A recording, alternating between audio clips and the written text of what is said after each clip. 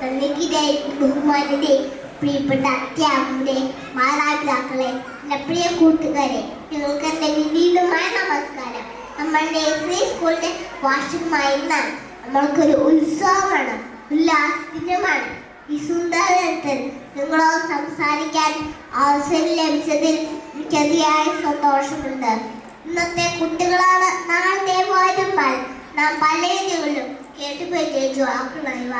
കുട്ടികൾ രാജ്യത്തിന്റെ സമൂഹത്തിന്റെ അമൂല്യ സമ്പത്താണ്.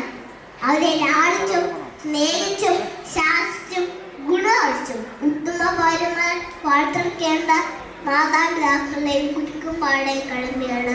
വിദ്യാഭ്യാസത്തിന് കൈവരിക്കുന്ന സ്വഭാവ രൂപീകരണമാണ് ഒരു സമൂഹത്തിന്റെ അടിത്തറ.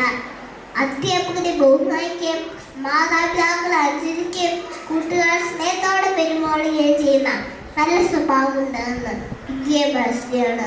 സത്യസന്ധയും പ്രതിയുമായ ഗാന്ധിജിയും കുട്ടികളെ സ്നേഹിച്ച ചാച്ചാണ്ടുകളും എല്ലാവരെയും സ്നേഹിച്ച മദർ തെരേസയെ കുട്ടികളാണ് മാതൃകകളാണ്. മാതാപിതാ ഗുരു ദൈവം മഹത് വഴിക്കും ഓർമ്മപ്പെടുത്തുന്ന പോലെ ഗുരുക്കന്മാരെ സ്നേഹിച്ചോട് നമുക്ക് നേടാം.